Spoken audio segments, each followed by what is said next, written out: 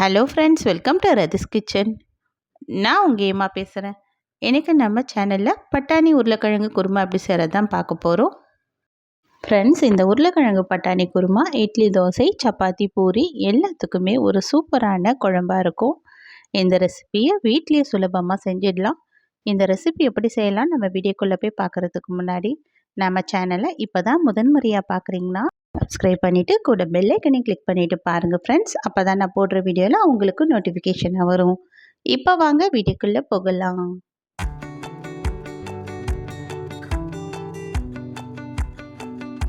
Friends, இந்த குருமா செய்கிறதுக்காக இப்போ ஸ்டவ்வில் ஒரு கடாய் வச்சுக்கலாம். இதில் 2 டேபிள் ஸ்பூன் அளவுக்கு எண்ணெய் சேர்த்துக்கலாம். இந்த எண்ணெய் கொஞ்சம் சூடாகி வரட்டும். எண்ணெய் சூடானதுக்கப்புறமா இதில் 1/2 ஸ்பூன் அளவுக்கு சோம்பு சேர்த்துக்கலாம். இது கூடவே ஒரு சின்ன துண்டு அளவுக்கு பட்டை சேர்த்துக்கலாம். இது கூட 2 லவங்கப்பூ, பெரிய வெங்காயமாக இருந்தால் 1 எடுத்து ஸ்லைஸ் பண்ணி சேர்த்துக்கலாம். மீடியம் சைஸ் வெங்காயமாக இருந்தால் 2 வெங்காயத்தை இது போல் ஸ்லைஸ் பண்ணி சேர்த்துப்போம். இந்த வெங்காயத்தோட பச்சை வாசனைலாம் போகணும், அந்த அளவுக்கு வதக்கி விட்டுடலாம். இந்த நேரமே இது கூட 2 பச்சை மிளகாய் இது போல் உடச்சி இல்லைன்னா கீரி சேர்த்துக்கலாம்.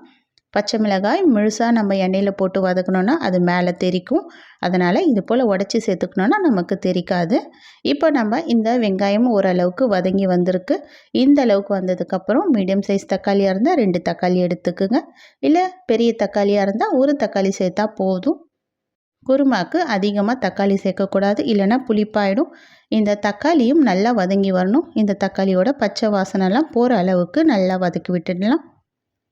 இப்போ இந்த வெங்காய தக்காளியோட பச்சை வாசனை போனதுக்கப்புறமா ஸ்டவ் ஆஃப் பண்ணி விட்டுட்டு இது நல்லா ஆறட்டும். ஆறினதுக்கப்புறம் மிக்ஸி ஜாரில் சேர்த்து அரைச்சிக்கலாம். இப்போ ஒரு மிக்ஸி ஜார் எடுத்துப்போம். இதில் 2 தேங்காய் பதையை இது போல் கட் பண்ணி சேர்த்துக்கிறேன். 1/2 ஸ்பூன் அளவுக்கு கசகசா சேர்த்துக்கலாம். இது கூடவே 2 டேபிள் ஸ்பூன் அளவுக்கு உடைத்த கடலை சேர்த்துக்கலாம். இப்போ நம்ம இதை முதல்ல அரைச்சி எடுத்துகிட்டு வந்துடுவோம், தண்ணி சேர்க்காமல். இதை அரைச்சதுக்கப்புறமா இது நல்லா ஆறி வந்த வெங்காயம், தக்காளி, பச்சை மிளகாயில் இதையும் எடுத்து இந்த மிக்ஸி ஜாரில் கொஞ்சமாக தண்ணி சேர்த்து நல்லா பேஸ்ட்டாக அரைச்சி எடுத்துக்கலாம். இப்போ குழம்பு தாளிச்சிடலாம். அதுக்காக ஸ்டவ்வில் ஒரு கடாய் வச்சுக்கலாம். இது நல்லா சூடாகட்டும். நல்லா சூடானதுக்கப்புறமா இதில் 1 டேபிள் ஸ்பூன் அளவுக்கு எண்ணெய் சேர்த்துக்கலாம். எண்ணெய் நம்ம தாளிக்கிறதுக்காக தான் சேர்க்குறோம், அதனால் ரொம்ப அதிகமாக சேர்க்க வேண்டாம். இப்போ இதில் 1/2 ஸ்பூன் அளவுக்கு சோம்பு சேர்த்துக்கலாம்.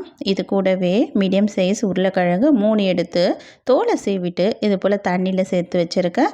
தண்ணியில் போட்டு வச்சோன்னா உருளைக்கிழங்கு கருக்காது. இப்போ நம்ம இந்த உருளைக்கிழங்கை தண்ணியை வடிச்சிட்டு இந்த எண்ணெயில் சேர்த்துக்கலாம். ஸ்டவ் லோ ஃப்ளேமில் வச்சுட்டு இதை நம்ம உருளைக்கிழங்கு சேர்த்துக்கலாம். சேர்த்துட்டு இப்போ நல்லா இதை வதக்கி விட்டுடலாம். இதனால் 1 நிமிஷம் வதக்கினா போதும். இப்போ இது கூட 1/2 ஸ்பூன் அளவுக்கு இஞ்சி பூண்டு பேஸ்ட்டு சேர்த்துப்போம். 1/2 ஸ்பூன் அளவுக்கு இஞ்சி பூண்டு பேஸ்ட்டு சேர்த்தா போதும், ரொம்ப அதிகமாக சேர்க்க வேண்டாம்.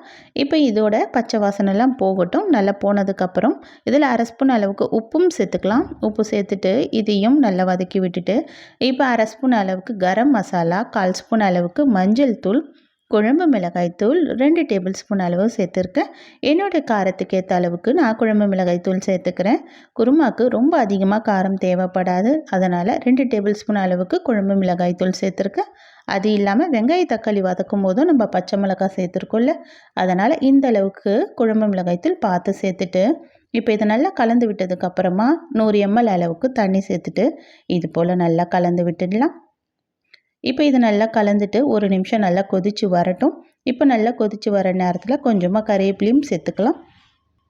நம்ம உருளைக்கிழங்கு இந்த மசாலாவோடு சேர்த்து இது போல் கலந்து விட்டோம்னா இந்த மசாலாலாம் நல்லா ஊறி வரும்.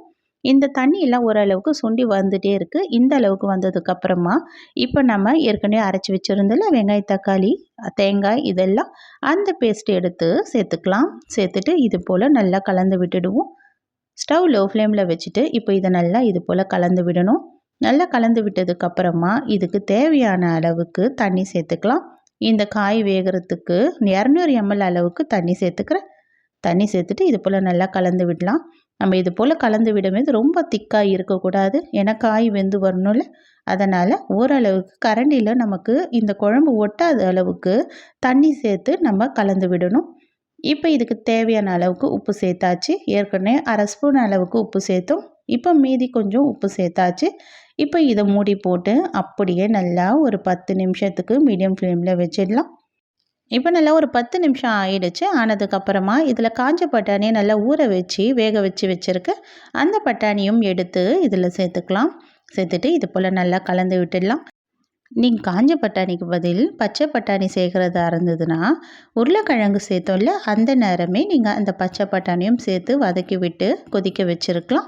இப்போ நல்லா பட்டாணி சேர்த்ததுக்கப்புறம் ஒரு 5 நிமிஷத்துக்கு ஸ்டவ் ஹை ஃப்ளேமில் வச்சுட்டு கொதிக்க வச்சிடலாம். இப்போ நல்லா ஹை ஃப்ளேமில் கொதித்து வருது. இந்த குழம்பும் ஓரளவுக்கு திக்காகி வந்துடுச்சு. இந்த அளவுக்கு திக்னஸ் வந்தால் போதும், நம்ம ஸ்டவ் ஆஃப் பண்ணி விட்டுடலாம். இதுக்கு மேலேயும் நம்ம கொதிக்க வச்சோன்னா குழம்பு ரொம்ப திக்காயிடும். இது ஆற ஆற நல்லா திக்காயிடும். குருமா எப்போவுமே கரண்டியில் கலந்து எடுக்கும்போது கொஞ்சமாக கரண்டியில் ஒட்டினா போதும், அந்தளவுக்கு ஒட்டுச்சுன்னா போதும், நம்ம ஸ்டவ் ஆஃப் பண்ணி விட்டுடலாம். இந்த நேரம் கொத்தமல்லி தாராளமாக தூவிட்டு ஸ்டவ் ஆஃப் பண்ணி விட்டுடலாம். அவ்வளோதான், டேஸ்டியான குருமா நமக்கு ரெடி ஆகிடுச்சு. உருளைக்கிழங்கு பட்டாணி சேர்த்து நல்லா ஹோட்டல் ஸ்டைலில் சப்பாத்தி, பூரி, இட்லி, தோசைக்குன்னு எல்லாத்துக்குமே ஒரு சூப்பரான குழம்பாக இந்த குருமா இருக்கும். கண்டிப்பாக நீங்களும் வீட்டில் ட்ரை பண்ணி பாருங்கள் ஃப்ரெண்ட்ஸ். குருமானாவே நமக்கு செய்ய வராதுன்னு நிறைய பேர் நினைப்பீங்க. ஆனால் இந்த மெத்தடை அப்படியே ஃபாலோ பண்ணி பண்ணுங்கள். உங்களுக்கும் நல்ல பர்ஃபெக்டான குருமா ரெடி ஆகிடும். இந்த வீடியோ பிடிச்சிருந்தால் லைக் பண்ணுங்கள். மறக்காமல் நம்ம ரதிஸ் கிச்சனையும் சப்ஸ்கிரைப் பண்ணிவிடுங்க ஃப்ரெண்ட்ஸ். தேங்க்யூ.